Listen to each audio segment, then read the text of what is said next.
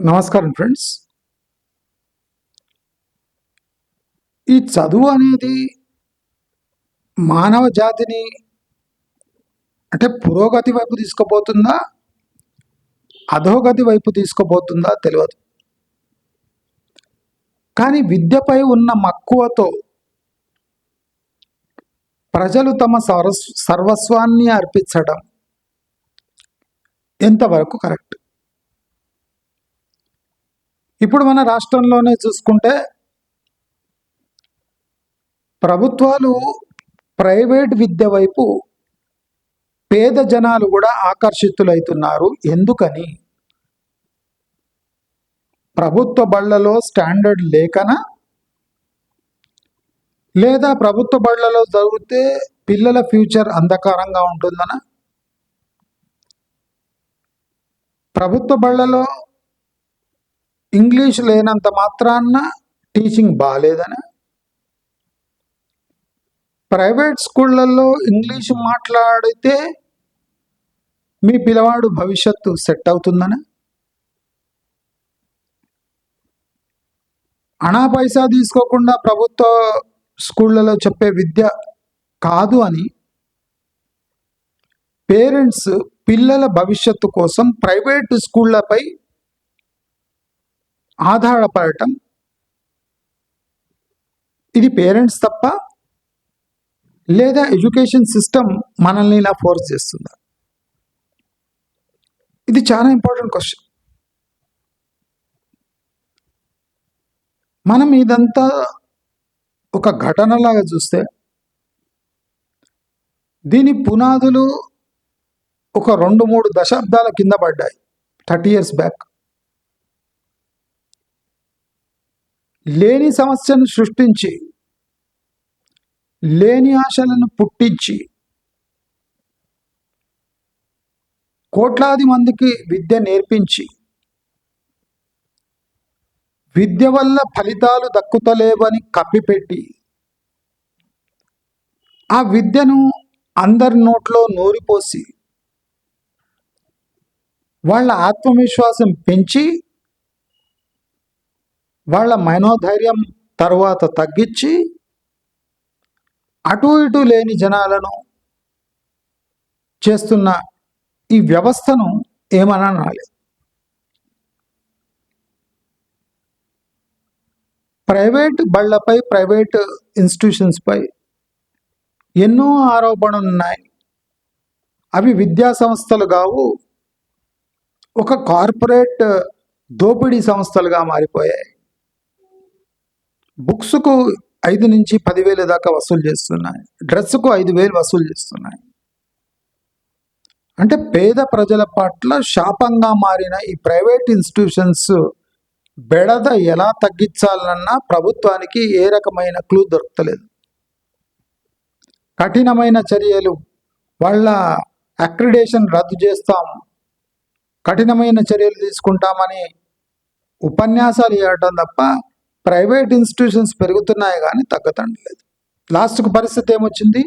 ప్రభుత్వం నడవని స్కూళ్ళన్నీ ఒక చోట చేర్చి తెలంగాణ పబ్లిక్ స్కూల్ అని ఒక నామకరణం చేసి, అంటే ఫెయిల్ అయిన స్కూల్స్ అన్నీ కలిపి ఒక పెద్ద ఫెయిల్ అయిన స్కూల్గా తయారు చేయడం జరుగుతుంది. దీనివల్ల ప్రైవేట్ అడ్మిషన్స్ ఎక్కువైతాయి తక్కువైతాయి? అంటే ఎక్కువైతాయి.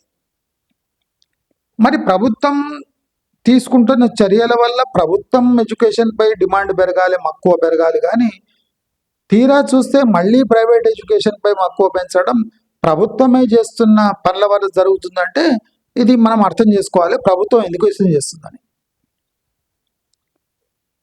అది పక్కన పెడితే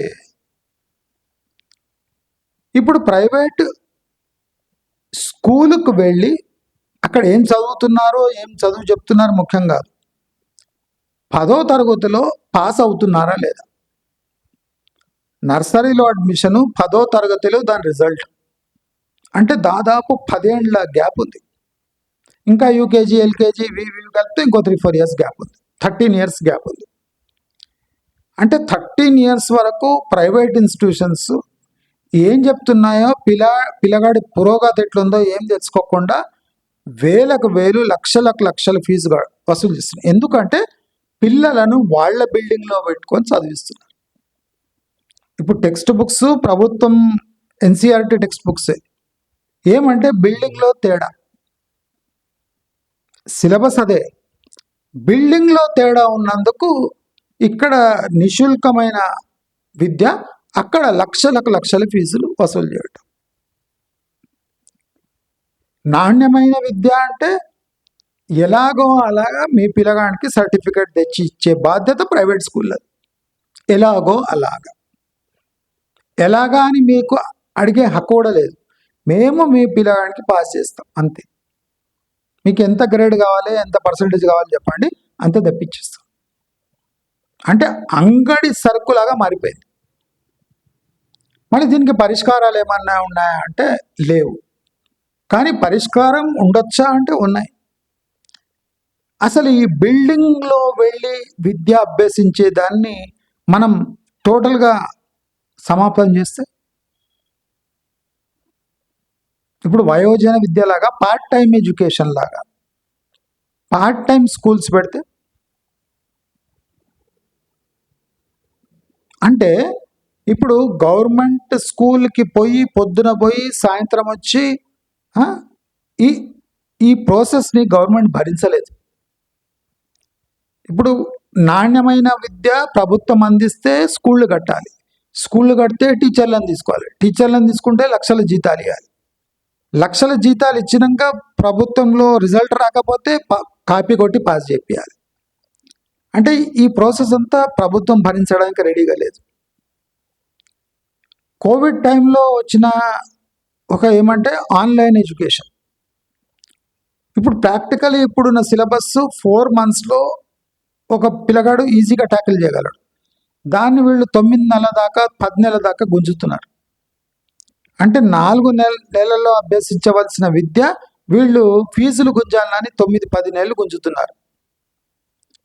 9-10 నెలలు గుంజి దాంట్లో మళ్ళీ సొంత బిల్డింగ్ కనుక లక్షల ఫీజులు వసూలు చేస్తున్నారు. మరి ఈ బిల్డింగ్లు లేని విద్య, evening education, early morning education, కొంతసేపు 2-3 hours, లేదా ఇంట్లోనే విద్య, అంటే ఆన్లైన్ ఎడ్యుకేషన్ కానివ్వండి. అంటే ఎడ్యుకేషన్ యొక్క మోడ్స్ చేంజ్ చేసేస్తే, చీపర్ ఎడ్యుకేషన్ అంటే మీరు గవర్నమెంట్ ప్రభుత్వ బడులకు పోవాల్సిన అవసరం లేదు, మీరు ఇంట్లో కూడా అలాంటి విద్య అభ్యసించవచ్చు. మీకు ఇష్టం ఉంటే ఆప్షన్ ఇవ్వండి. ఇష్టం ఉన్నోళ్ళు ప్రైవేట్ పోతారు, ఇష్టం ఉన్నోళ్ళు గవర్నమెంట్ పోతారు, ఇష్టం ఉన్నోళ్ళు హాస్టల్ పోతారు. ఇష్టం లేని వాళ్ళు ఇంట్లో కూర్చొని కూడా విద్యను అభ్యసించవచ్చు. దట్ ఈజ్ ఈక్వల్ టు అంటే రెగ్యులర్ ఎడ్యుకేషన్ అని ప్రభుత్వం ప్రకటిస్తే తప్పకుండా అట్లీస్ట్ 30-40% పీపుల్ లక్షల్లో డబ్బు ఆదా చేసుకొని ఇంటి పట్టునే ఉండి పిల్లల్ని చదివించే అవకాశాలు ఉన్నాయి. కావలిస్తే వాళ్ళు ఈవినింగ్లో ఒక ట్యూషన్ పెట్టుకున్న ఈ స్కూల్కి అయ్యేంత ఖర్చు కాదు. కాబట్టి ప్రభుత్వం నేను చెప్పినట్టు ఇంకో థర్డ్ ఆప్షన్ కూడా జనాలకి ఇవ్వాలి. మీరు పోతే ప్రభుత్వ స్కూళ్ళకి పోండి, లేదా ప్రైవేట్ పోండి, లేదా ఇంట్లో కూర్చొని కూడా చదివితే మీరు పాస్ అయ్యగలిగితే దానికి ఈ చదివికి ఏ తేడా లేదని మేము హామీ ఇస్తాము అని ఒక సిస్టమ్ తీసుకొని వస్తే తప్పకుండా ఎడ్యుకేషన్లో ఈ దోపిడీ విపరీతంగా తగ్గుతుంది. ఇంటెలిజెంట్ ఉన్న పిల్లగాడు ఇంట్లో కూడా కూర్చొని విద్యను అభ్యసించగలడు, కోట్లు లక్షలు వాడు ఆదా చేసుకోగలరు. మరి ఈ ఐడియాపై మీ అభిప్రాయం ఏమో తప్పక తెలియజేస్తారు కమెంట్స్లో అని ఆశిస్తూ మరిన్ని మంచి వీడియోలతో మీ ముందుకు వస్తాను. అప్పటి వరకు నమస్కారం.